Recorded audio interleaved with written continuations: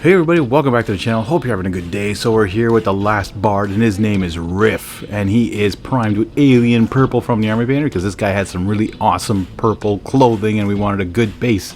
So we're actually starting off with a metallic purple, and this is royal purple, and I forgot how brightly purple this was. And how many times did I just say purple in the last like 10 seconds? This is crazy. Anyways, we're gonna fix that later, but he had some metallic boots on and they were pretty dark. I couldn't tell exactly if they were black, like black leather metallic or whatever. I went with purple. This guy's gonna be awesome looking in the end. You saw the picture at the beginning. He's just gonna look awesome. We're using Violet, a Game Ink by Vallejo, and we're gonna be putting this on the cape, his clothing, pretty much everything that we wanted to have as a dark purple. Could I have used the purple tone from Army Painter? Yes, but it doesn't do that good of a job to darken it this well. Plus, this works really well highlighting it, because I find that the alien purple comes through as a edge highlight as well.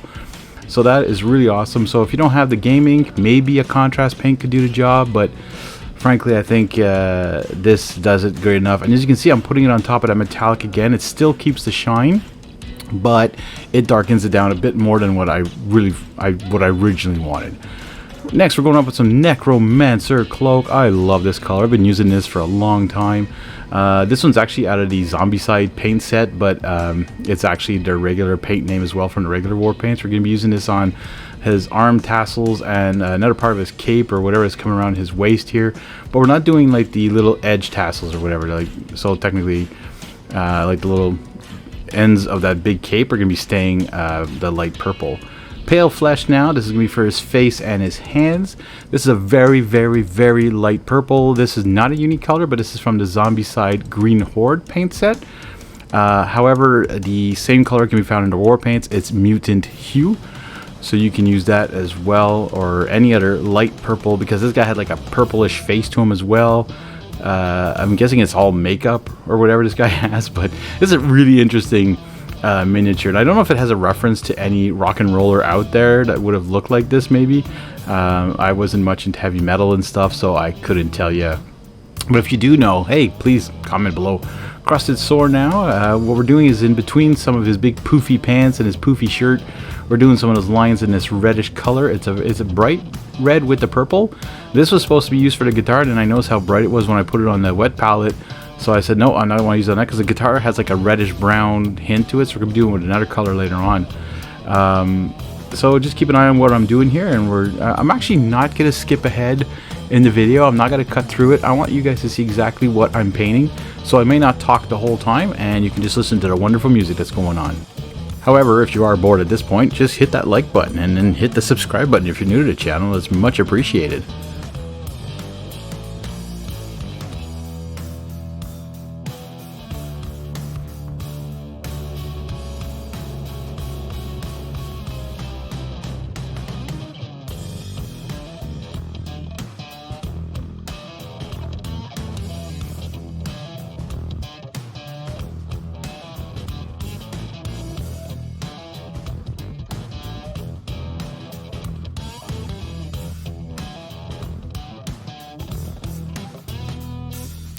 Now we're moving on to that wonderful guitar with some chaotic red Army Painter War Paint.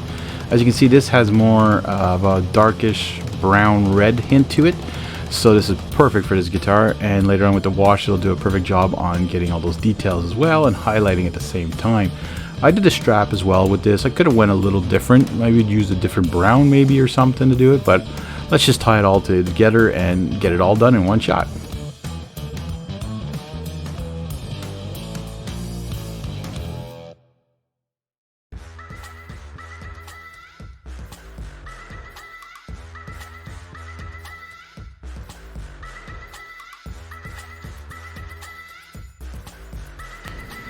We're going to be using rough iron now. This is a metallics paint from the Army Painter, and this is going to be on his bells that are around his long ponytail, and just on the knobs of the guitar, you know, the tuning knobs, and just the inside part right there of the details are just to give it a little bit more of a shine. Now we're using Pale Skin. This is a Zombicide Invader unique paint color. Yeah, it almost looks white, but it's a little off, just a little off white.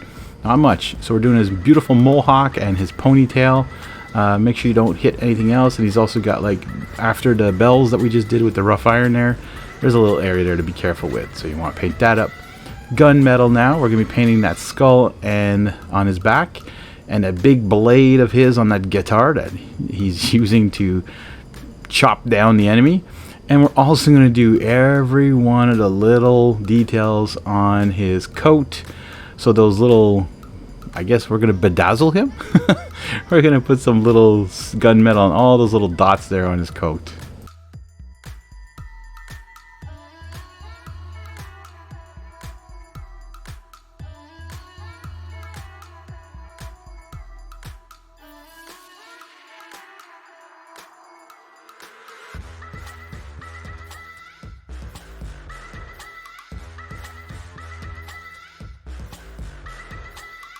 We're going to start using some washes now, but first we're using a speed paint, Holy White. We're going to be putting this on that hair of his just to give it a little bit of a highlight.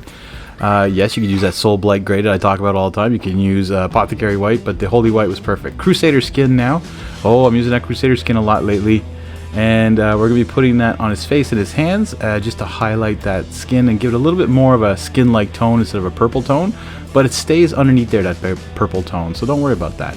We're using Strong Tone now from Army Painter. This is one of their washes. We're going to be putting this on the guitar. We're also going to be putting this on, I think that's it actually, it's just a guitar. I just wanted to give it more brown oomph to it, so I did that on that guitar. And again, that wash wasn't that great. Dark Tone now is going to be for his cape and pretty much anything else that we haven't hit with an ink or a wash. Just a skull there. We're doing all those little things that are dangling from his arms.